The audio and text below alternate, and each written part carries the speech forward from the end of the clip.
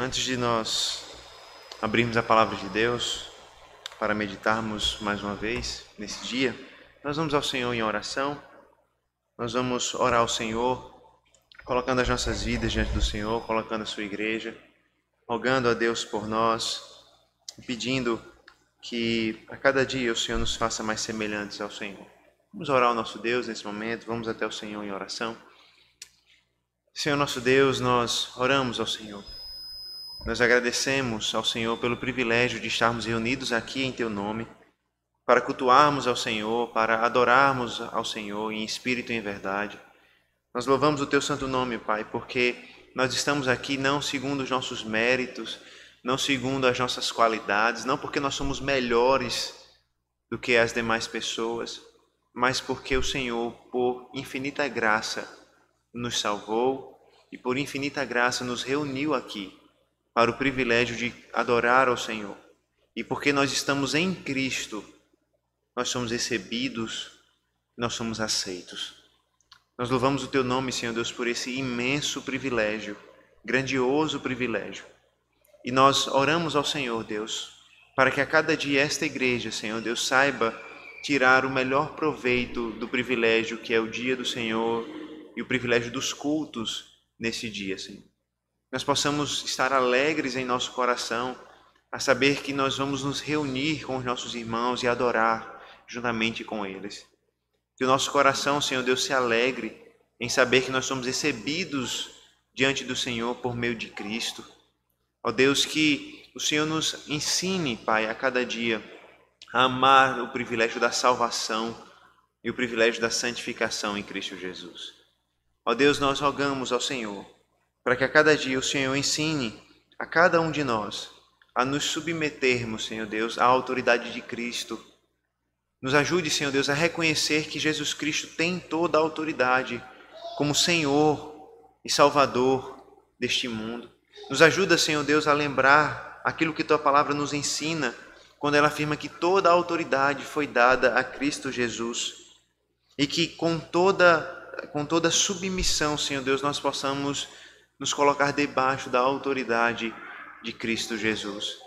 Ó Deus, o Senhor é aquele que trouxe o reino prometido, o Senhor é aquele cujo poder está acima dos céus e da terra, cuja autoridade está acima dos céus e da terra. Até mesmo as forças das trevas se dobram diante do Senhor.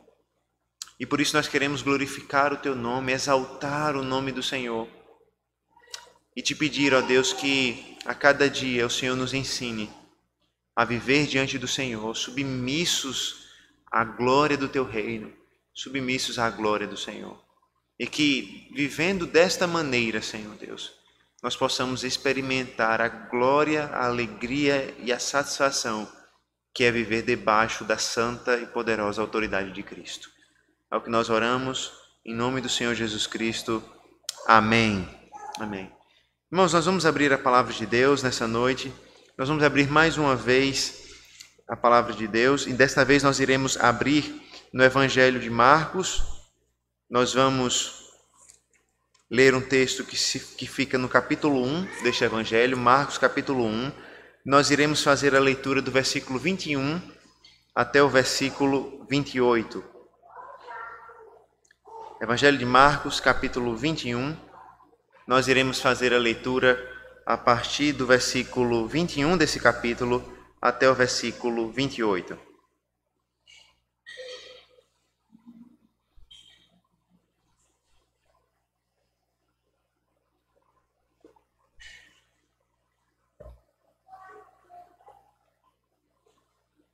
Nós iremos fazer a leitura desta sessão do Evangelho, e essa também será a porção na qual nós meditaremos nessa noite. Evangelho de Marcos, capítulo 1, a leitura a partir do versículo 21 até o versículo 28. Ouça com fé, com atenção, o que diz a palavra de Deus, e ela nos diz assim. Depois entraram em Cafarnaum, e logo no sábado foi Jesus ensinar na sinagoga. E maravilharam-se com a sua doutrina, porque os ensinava como alguém que tem autoridade, e não como os escribas. E logo apareceu na sinagoga um homem possuído de espírito imundo, o qual gritou: "O que você quer conosco, Jesus Nazareno? Você veio para nos destruir? Sei muito bem quem você é, o Santo de Deus." Mas Jesus o repreendeu, dizendo: "Cale-se e saia desse homem." Então o espírito imundo, agitando-o violentamente e gritando em alta voz, saiu dele.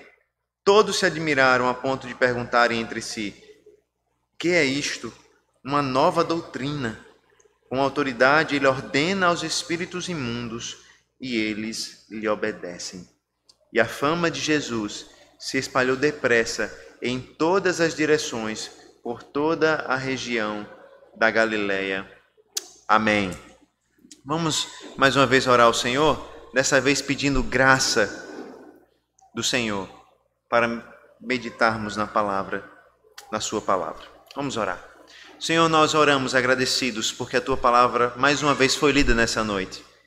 E nós agora estamos diante de um texto que revela a autoridade de Cristo como Rei soberano sobre todas as coisas, inclusive até mesmo sobre as forças das trevas. Pedimos a Deus que a autoridade de Cristo, que a sua glória, que o seu glorioso reino se torne visível e compreensível a nós por meio da fé. Essa é a oração que nós fazemos em nome do Senhor Jesus Cristo. Amém. Amém. Irmãos, a partir da modernidade, um ponto crucial na história do homem foi modificado. Até a modernidade, os homens tinham muita facilidade em acreditar no sobrenatural. Mas com o advento da modernidade, do iluminismo e de tantas outras consequências disso, o homem passou então a questionar aquilo que era conhecido de fato como sobrenatural. Até chegarmos ao ponto de teólogos, talvez pastores, duvidarem da existência dos milagres e até mesmo da existência de demônios e de espíritos. Eu menciono para vocês a palavra de um teólogo dito em 1953, chamado Rudolf Bultmann, e veja o que ele diz a respeito da fé em espíritos e em forças espirituais. Ele diz o seguinte: é impossível usar luz elétrica e rede sem fio, aproveitar as descobertas médicas e cirúrgicas modernas e, ao mesmo tempo, acreditar no mundo de demônios e espíritos do Novo Testamento. Podemos pensar que conseguimos fazer isso em nossas próprias vidas, mas esperar que outros o façam é tornar a fé cristã ininteligível e inaceitável para o mundo moderno. As palavras, irmãos, desse tal teólogo, desse homem, é uma demonstração muito clara do espírito de muitos em nossa época. Um espírito que duvida e questiona a menção de espíritos, de milagres, até mesmo a menção de demônios no Novo Testamento. Mas o que nós vemos no Evangelho de Marcos é que a existência de milagres, a existência de fato de espíritos imundos, espíritos maus, demônios, é muito claro e testificado nas Escrituras. Não por acaso nós estamos ainda no início do Evangelho de Marcos, e se os irmãos prestarem atenção, o primeiro milagre registrado nesse Evangelho é justamente a expulsão de um espírito imundo. Dentre todos os milagres que poderiam ser destacados aqui, Marcos faz questão de iniciar a trajetória do ministério de Cristo, do ministério de cura de Cristo, a partir da cura de um homem endemoniado. Quando nós olhamos para o início do Evangelho de Marcos, nós podemos perceber que esse evangelho tem uma introdução, ou aquilo que nós chamamos de prólogo, quando nos versículos de 1 a 13 do primeiro capítulo, o Evangelho de Marcos apresenta quem é Jesus Cristo, a partir da obra de João Batista, que anuncia aquele que viria para trazer de fato redenção. E nós temos os preparativos de Cristo para a sua obra, a obra de pregação e obra de salvação. Jesus Cristo, ele é tentado por Satanás, ele é batizado pelo Espírito Santo ali, e então todos esses eventos são preparativos para que o Senhor Jesus Cristo comece o seu ministério de pregação. Então, no versículo 14, o próprio Senhor Jesus Cristo inicia o seu ministério pregando o Evangelho pela região da Galileia. E o versículo 15 do capítulo 1 nos diz que ele anunciava: o tempo está cumprido e o reino de Deus está próximo, arrependam-se e creiam no Evangelho. E esse era o cerne do Evangelho de Jesus Cristo. Esse era o cerne do ministério do Senhor Jesus Cristo. Ele pregava de região em região, de sinagoga a sinagoga, como nós veremos, anunciando o Evangelho do reino de Deus, anunciando que o reino de Deus chegou, anunciando que um novo momento na história do homem havia chegado, anunciando que todos os homens deveriam se arrepender dos seus pecados e crer nas boas novas do Evangelho de Cristo. Logo após, então, ao iniciar o seu evangelho, iniciar o seu ministério de pregação do evangelho, melhor, o texto de Marcos nos mostra que Jesus Cristo convocou 4 discípulos. Ele chamou os irmãos Tiago, João, chamou Simão, Pedro, chamou André, e ele chamou esses 4 apóstolos, reuniu esses 4 discípulos e então começou a ainda mais pregar o evangelho de sinagoga em sinagoga, de região em região, e assim por diante. Até que nós chegamos de fato ao versículo 21, onde nós vemos que Jesus Cristo entrou em uma nova cidade, uma cidade chamada Cafarnaum, uma cidade que era localizada na costa do Mar da Galileia, com uma população muito diversa, composta sim de maioria de judeus, mas também de muitos estrangeiros, uma cidade que fazia parte de rotas comerciais, uma cidade que tinha muita riqueza, por assim dizer. Não era das cidades mais ricas, mas uma cidade que tinha muito comércio, que tinha muita terra fértil e assim por diante. A pescaria também era, sem sombra de dúvidas, uma atividade essencial nessa cidade. E Jesus Cristo vai para essa cidade, uma cidade que tem muito movimento de pessoas, de estrangeiros, e ali ele vai para pregar naquela cidade e pregar na sinagoga daquela cidade. E o texto nos diz então que ele foi defrontado pelas forças das trevas. E Marcos utiliza então esse evento, quando Jesus Cristo é pela segunda vez defrontado pelas forças das trevas, para mostrar o poder e especialmente a autoridade do Senhor Jesus Cristo. Não é por acaso que o Evangelho de Marcos anuncia o primeiro milagre de Jesus Cristo descrevendo a sua autoridade. Marcos está mostrando, melhor dizendo, que o Evangelho que Jesus Cristo anunciou, que o reino que Jesus Cristo anunciou que havia chegado, de fato havia chegado. Não só porque Jesus Cristo está dizendo que chegou, mas porque Jesus Cristo está submetendo debaixo das suas mãos até mesmo o reino das trevas. A mensagem de Marcos é evidente. Jesus Cristo anunciou, o reino de Deus chegou, o tempo está cumprido. E logo em seguida, Marcos mostra Jesus Cristo submetendo as forças das trevas debaixo das suas mãos. Em outras palavras, Marcos está dizendo, o reino de Deus em Cristo Jesus de fato chegou.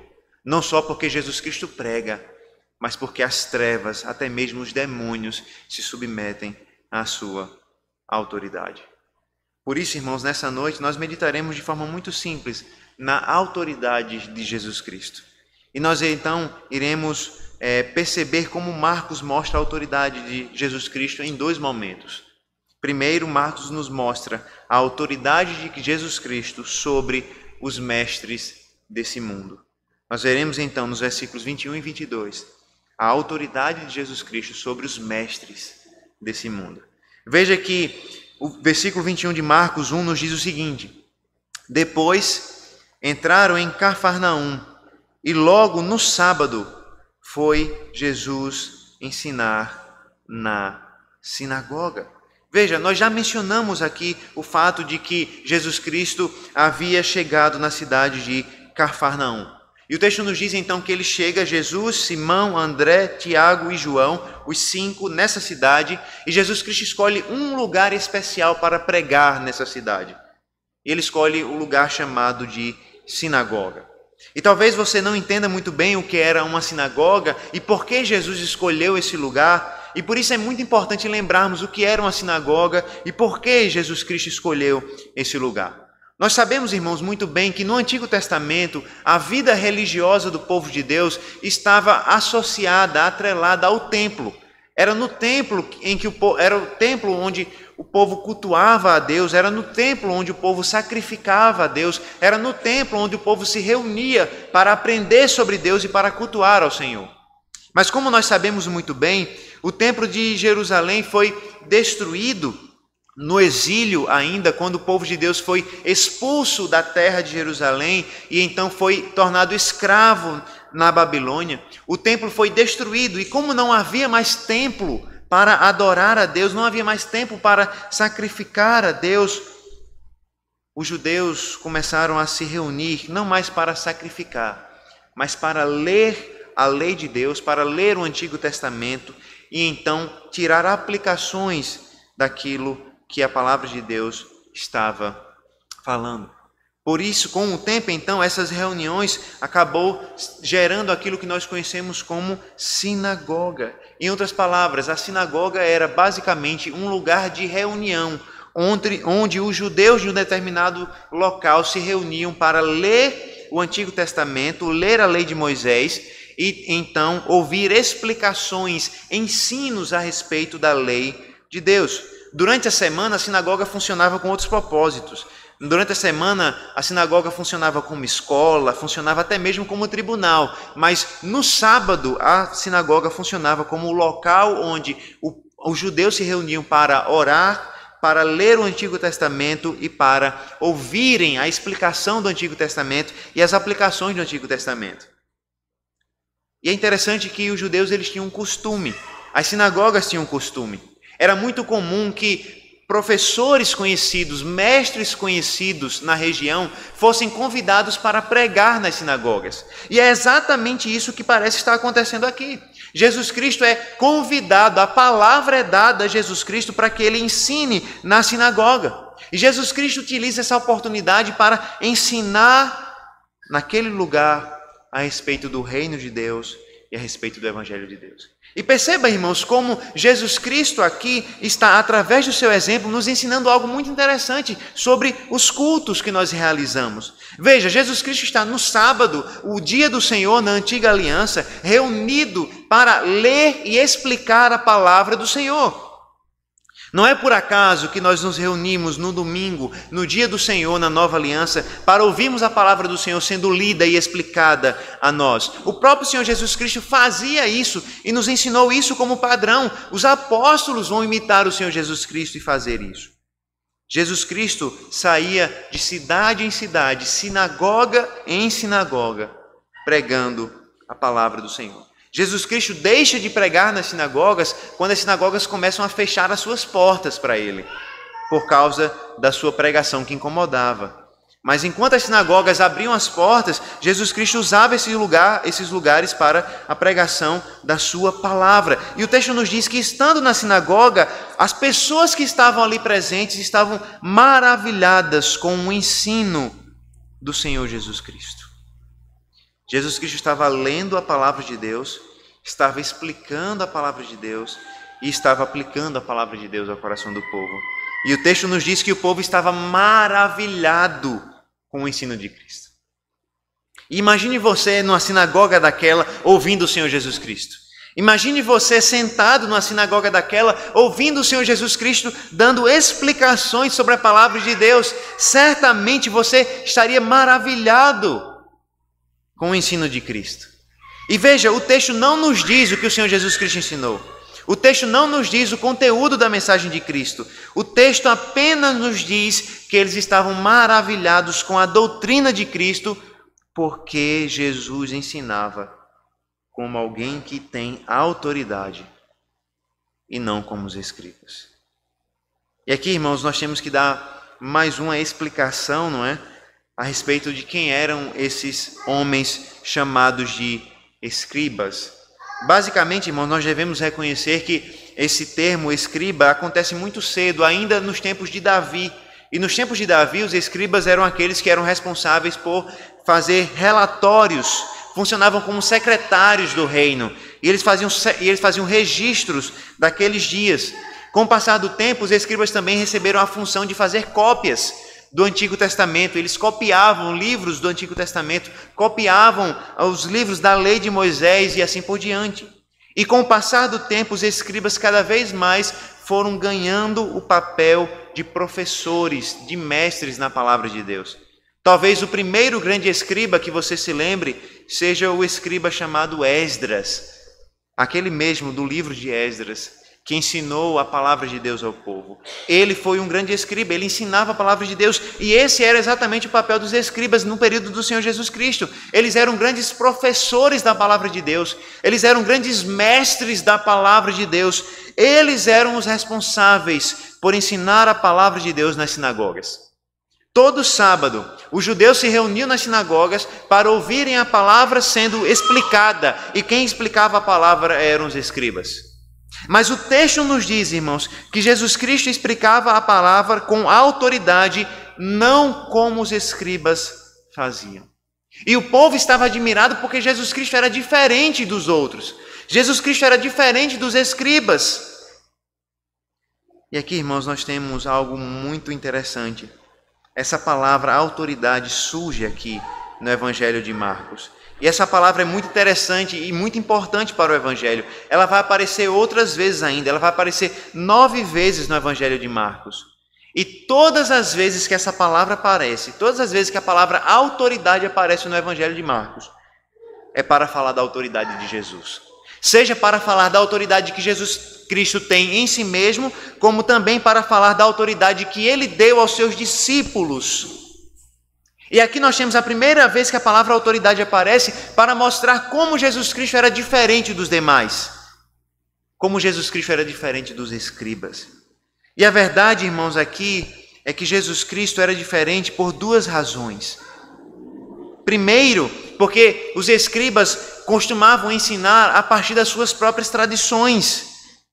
Os escribas, irmãos, ensinavam a palavra de Deus a partir de muitas tradições, então eles ficavam citando os seus próprios mestres. Segundo fulano é assim, segundo Rabi tal é assim, segundo Rabi tal é assim.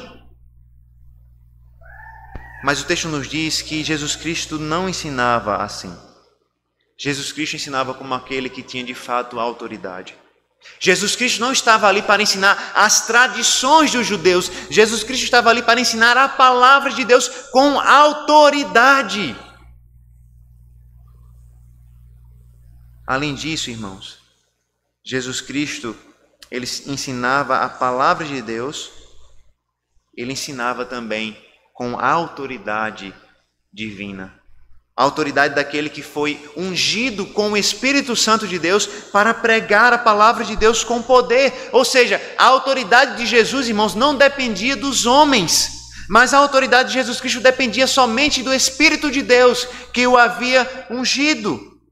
Jesus Cristo era capacitado com o poder de Deus para pregar a palavra com autoridade, e as pessoas estavam maravilhadas com a autoridade da palavra de Cristo. As pessoas estavam maravilhadas porque Jesus Cristo não ensinava a partir do que os homens diziam. Ele ensinava a partir daquilo que o próprio Deus ensinou na sua palavra. Ele ensinava com poder e com autoridade. É por isso, irmãos, que nós devemos entender também que quando nós nos reunimos na igreja para ouvirmos a palavra do Senhor sendo pregada aos nossos corações, essa palavra deve ser ensinada, deve ser pregada com autoridade. É lógico que nós não estamos dizendo aqui que a autoridade de um pregador é a mesma autoridade de Cristo, mas é evidente que a autoridade do pregador, ela flui de Cristo.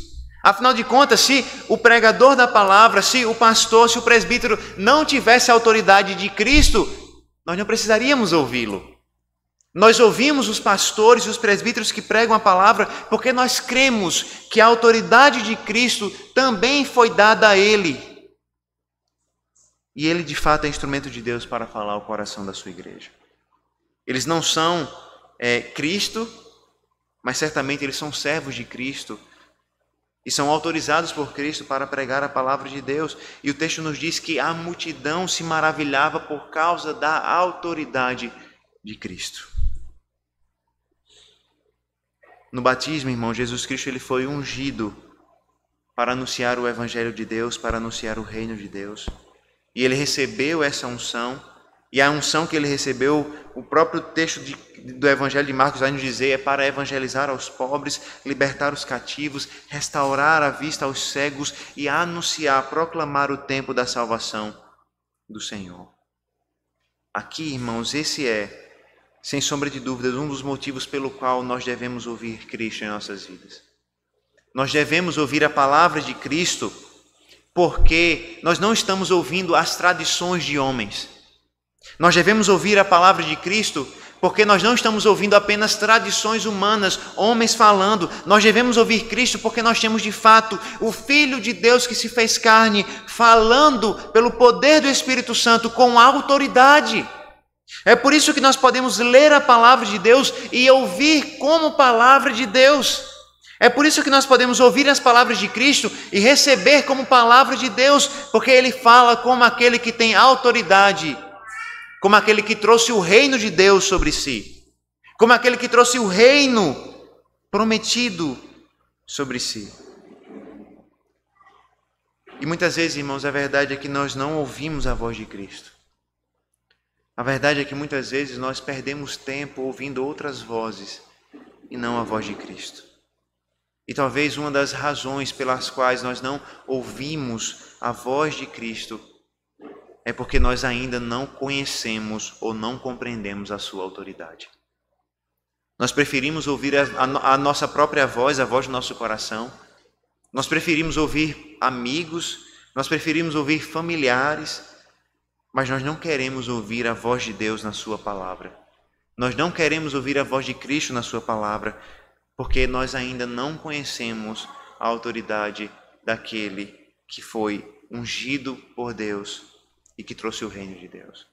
Nós preferimos tomar decisões de acordo com o nosso desejo, não de acordo com aquilo que Cristo ensina.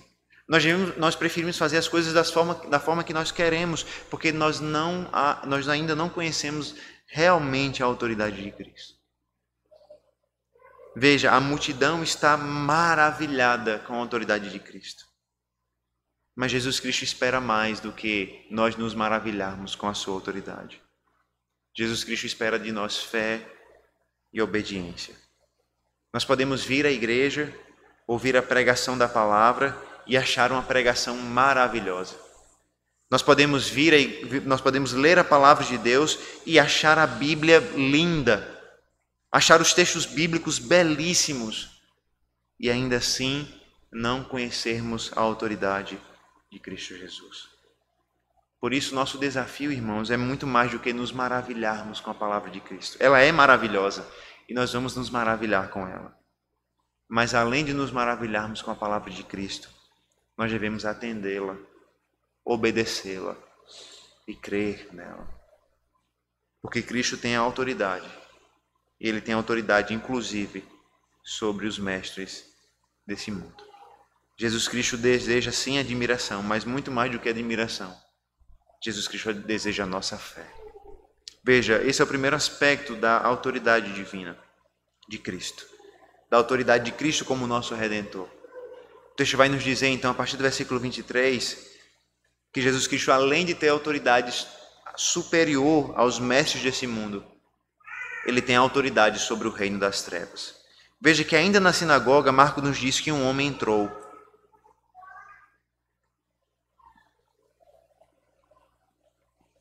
Verso 23 e 24. E logo apareceu na sinagoga um homem possuído de espírito imundo, o qual gritou: "O que você quer conosco, Jesus Nazareno? Você veio para nos destruir? Sei muito bem quem você é, o Santo de Deus." E aqui, irmãos, veja que a cena é muito clara. Enquanto Jesus Cristo estava ensinando na sinagoga, um homem surge, um homem claramente possuído por espíritos imundos, possuído por demônios. E aqui, irmãos, nós não sabemos quem era esse homem, nós não sabemos de onde era esse homem. Talvez esse homem fosse um frequentador comum da sinagoga, talvez todo sábado ele estivesse lá presente, talvez não, talvez foi a primeira vez que ele apareceu ali, mas o que nós sabemos é que ele entrou no meio da sinagoga, no meio do ensino do Senhor Jesus Cristo. Ele interrompeu o Senhor Jesus Cristo e se manifestou, gritando e dizendo: "O que nós temos com o Senhor?" ou "O que você quer conosco, Jesus Nazareno? Você veio para nos destruir?" E aqui, irmãos, nós devemos perceber que a expressão espírito imundo claramente se refere a um demônio, a um espírito maligno, a um espírito que pertence ao reino das trevas, que pertence ao reino de Satanás. Era muito comum, na época do Senhor Jesus Cristo, entre os romanos, se imaginar que os espíritos dos mortos voltavam para atormentar muitas vezes os vivos. E muitas pessoas creem nisso, mas todo relato bíblico a respeito de possessão demoníaca não é a respeito de espíritos de mortos que voltam, mas sim de demônios, espíritos que pertencem a Satanás. O próprio texto de Apocalipse, capítulo 12, nos mostra que Satanás tinha um exército que lutava com ele. Ou, em outras palavras, esse espírito imundo aqui não é espírito de um morto que voltou, mas é um espírito maligno, um demônio, um inimigo de Cristo, um servo de Satanás. E é interessante que ele conhece muito bem o Senhor Jesus Cristo, não é? Ele se aproxima de Cristo e diz: o que você quer conosco, Jesus Nazareno? Ele chama Jesus pelo nome. E é interessante porque ele conhece Jesus Cristo muito bem e nos parece muito claro que ele conhece Jesus Cristo por causa daquilo que já aconteceu anteriormente. E o que aconteceu anteriormente? Lembre-se, Jesus Cristo havia apenas começado o seu ministério. Jesus Cristo não havia curado ninguém ainda. Jesus Cristo não havia expulsado nenhum outro demônio ainda. Jesus Cristo não havia feito nenhum grande sinal ainda. Não havia andado por cima do mar. Não havia acalmado a tempestade. Jesus Cristo não havia feito nada de coisa muito grandiosa. Como esse demônio sabia quem Jesus Cristo é? Muito provavelmente, irmãos, ele sabia quem Jesus Cristo é por causa do que aconteceu pouco tempo atrás. Ainda no versículo 12 e 13, o Evangelho de Marcos nos relata que Jesus Cristo foi tentado por Satanás e que ele venceu a tentação de Satanás.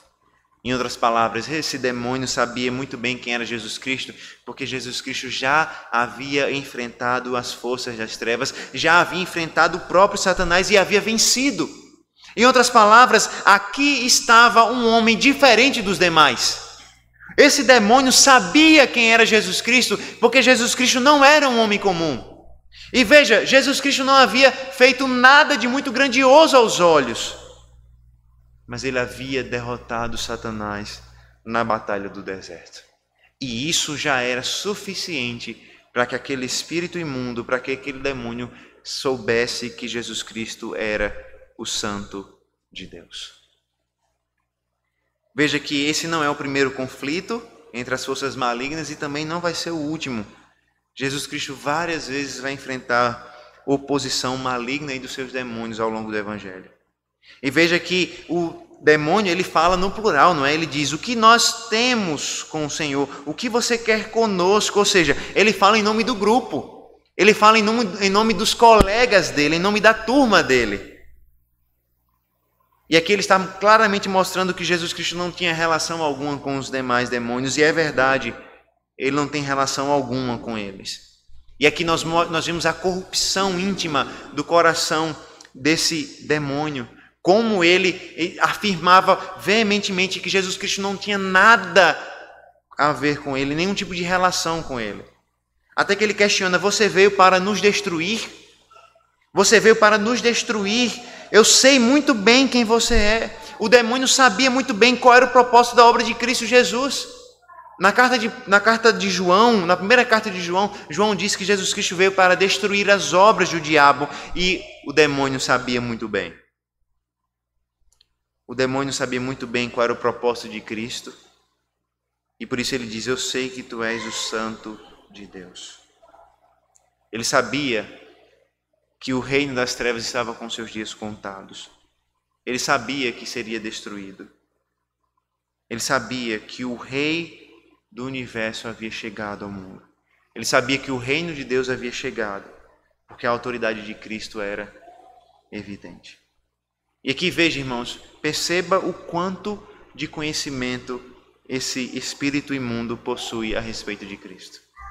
Esse espírito imundo sabe mais sobre Cristo do que todos os outros que estavam na sinagoga, provavelmente incluindo os discípulos que haviam acabado de ser chamados.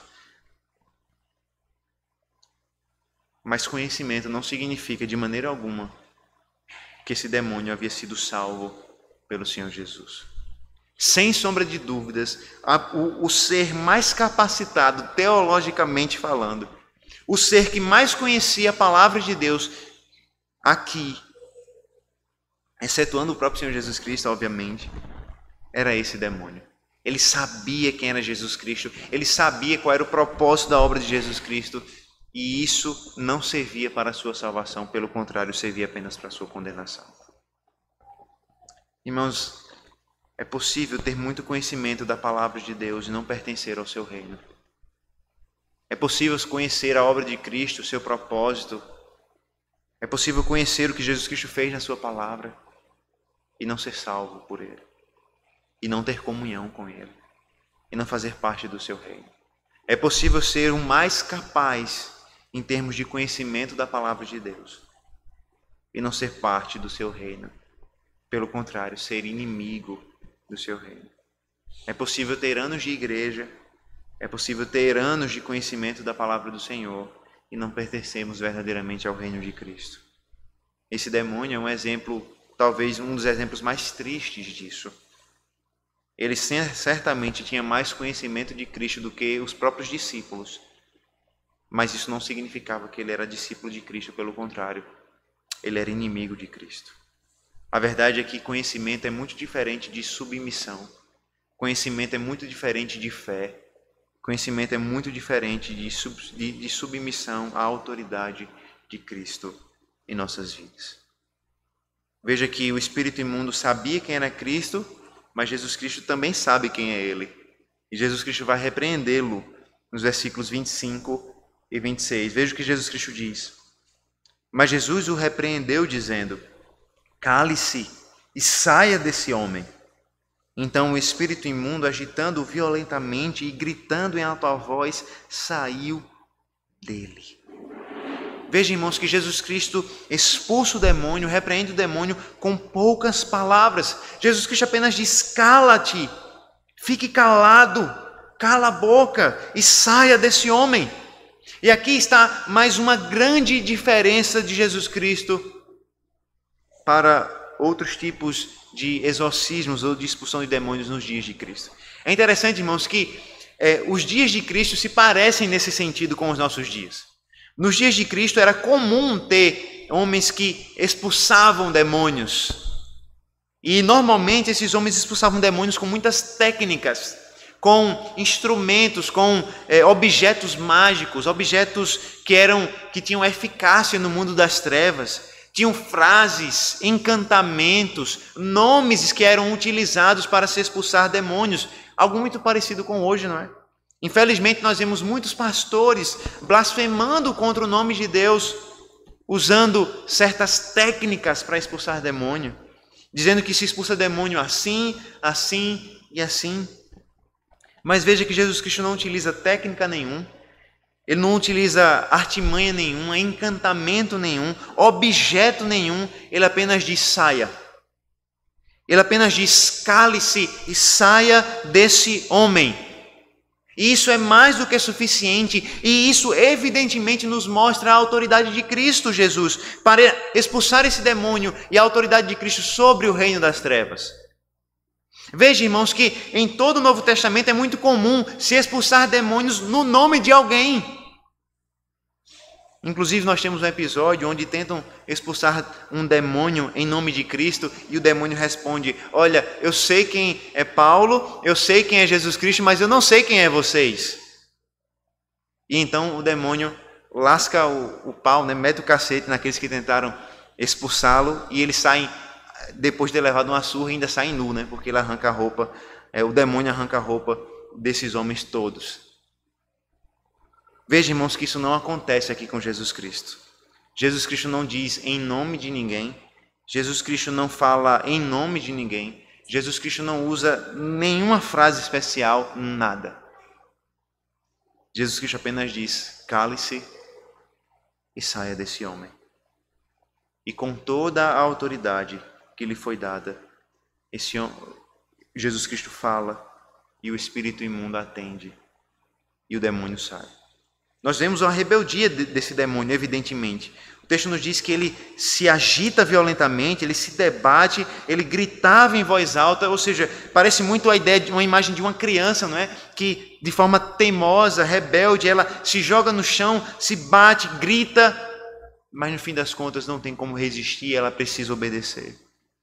E o demônio se joga, provavelmente o demônio estava tentando machucar esse homem.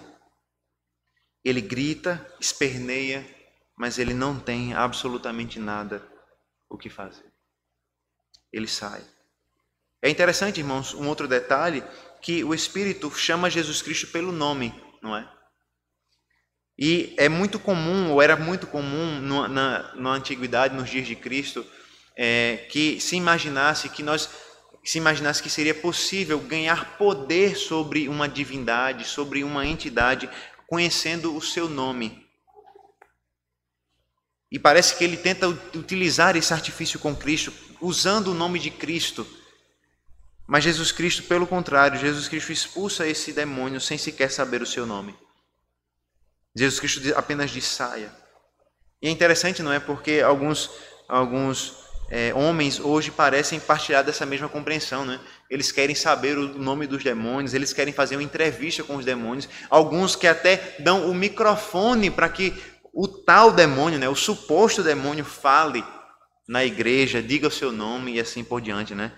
Quase um podcast, né, com o suposto demônio. Mas a verdade, irmãos, é que Jesus Cristo não precisa de nada disso. Jesus Cristo não precisa saber o nome. Jesus Cristo não precisa usar artimanhas, feitiços algum. Jesus Cristo apenas com a sua autoridade ordena e o demônio sai dele. O resultado, então, de tudo isso, irmãos, é a admiração dos presentes. O versículo 27 nos diz que todos se admiraram a ponto de perguntarem entre si, o que é isto? Uma nova doutrina. Com autoridade ele ordena aos espíritos imundos e eles lhe obedecem. Todos que estavam ali se admiraram com a autoridade do Senhor Jesus Cristo, de ordenar e os espíritos imundos saírem. Jesus ainda não é, até mesmo os espíritos obedecem o Senhor Jesus Cristo, isso fica evidente aqui. E é evidente, irmãos, aquilo que nós falamos desde o início. No início do Evangelho de Marcos, Marcos está nos mostrando o reino de Deus chegou, Jesus Cristo está anunciando o reino, o tempo se cumpriu, o reino chegou. Agora isso é evidente, os espíritos se submetem ao Senhor Jesus Cristo. Perceba como esse exorcismo aqui é importante para compreendermos quem Jesus Cristo é e a obra do Senhor Jesus Cristo. Perceba como é importante compreender a autoridade do Senhor Jesus Cristo sobre as forças das trevas para compreender quem Ele realmente é. Não é mais um pregador, irmãos, que iniciou seu ministério aqui. Não é mais um homem de Deus que iniciou seu ministério aqui. É o próprio Filho de Deus que iniciou seu ministério aqui. O Filho de Deus que tem autoridade sobre as forças das trevas. Não é mais um pregador itinerante, é o Filho de Deus. Não é a autoridade de homem, é a autoridade do Filho de Deus. E ele fala e até os demônios se submetem. E uma pergunta que nós devemos fazer certamente é: será que nós nos submetemos à autoridade de Cristo? Será que nós ouvimos a respeito do Cristo que prega com autoridade? Será que nós ouvimos a respeito do Cristo que expulsa demônios com autoridade? E nós mesmos não nos submetemos à sua autoridade? Será que nós falamos de Cristo, do seu poder, da sua glória, da sua autoridade de colocar debaixo de si todas as coisas e nós mesmos não nos submetemos à sua autoridade? Veja, a maior marca de um ímpio, e nós podemos dizer até mesmo de um demônio, é a insubmissão à autoridade de Cristo. Quando nós agimos de acordo com as nossas próprias vontades, quando nós negamos a existência de Cristo, quando nós fazemos como o Bultmann no início, negamos a realidade espiritual que a palavra de Deus nos ensina, quando nós negamos nos submeter a Cristo, nós nos parecemos muito mais, isso é forte, mas é verdadeiro, nós nos parecemos muito mais com os demônios do que com os filhos de Deus. Quando nós não estamos dispostos a nos submeter a Cristo como o único Senhor da nossa vida, nós nos assemelhamos muito mais com aqueles que são inimigos de Cristo do que de fato com aqueles que são servos de Cristo. Por isso, nessa noite, nós devemos convidar o nosso coração a, com alegria, nos submeter àquele que tem toda a autoridade nos céus e na terra. Nós devemos convocar os nossos corações, e eu convido você nessa noite a se submeter a esse Senhor, que cura o pobre e necessitado que estava endemoniado, para se submeter àquele que olhou com misericórdia para esse homem que estava sendo oprimido por esse espírito e o libertou com o poder da sua palavra. Se você é oprimido por Satanás, Jesus Cristo tem poder para libertar a sua vida, como libertou a vida desse homem. Se você sofre com as tentações do maligno, Jesus Cristo tem poder para libertá-lo. Se você sofre com o seu próprio pecado, se você ainda está debaixo do reino de Satanás e das amarras de Satanás, Jesus Cristo é capaz de libertar a sua vida hoje pelo poder da sua palavra, como ele fez a esse homem. Por isso, creia no Senhor Jesus, e pela fé em Cristo você será liberto como esse homem foi liberto. Creia no Senhor Jesus Cristo, porque Ele tem toda a autoridade para vencer o reino das trevas e para te libertar das amarras do pecado e de Satanás. A verdade, irmãos, é que nós estamos diante daquele que tem toda a autoridade. E diante dele nós podemos nos submeter com alegria, porque Ele é o nosso Senhor, o nosso Redentor. E todos aqueles que creem nele são salvos por Ele e são libertos por Ele. Vamos orar ao Senhor nesse momento? Vamos ao Senhor em oração, crendo que o Cristo que liberta, o Cristo que tem toda a autoridade, está entre nós e pode nos libertar das amarras do pecado e de Satanás. Oremos ao Senhor. Senhor, nós oramos, ó Pai, a Ti, reconhecendo que as forças malignas são de fato uma realidade nesse mundo. Nós reconhecemos, ó Deus, que Satanás tem poder e que seus demônios também têm poder para escravizar homens, como nós lemos aqui na Tua palavra. Mas nós reconhecemos, ó Deus, especialmente que Jesus Cristo tem todo o poder para libertar das amarras de Satanás. Jesus Cristo tem todo o poder para libertar o homem pecador dos seus pecados e do reino do maligno. E por isso, ó Deus, nós queremos nos submeter à Tua autoridade, nos submeter em fé à autoridade daquele que é Senhor sobre todos, aquele que ensina com autoridade, aquele que fala com autoridade, aquele que tem poder até mesmo sobre o reino das trevas. Nos ajuda, Senhor Deus, a não apenas nos maravilhar com esse Cristo, mas a crer nesse Cristo, a nos submeter a esse Cristo e a viver com esse Cristo. Que o Senhor, Deus, possa nos submeter a Ti e que, submissos a Ti, nós possamos conhecer a glória da autoridade de Cristo. É o que nós pedimos em nome do Senhor Jesus. Amém. Amém.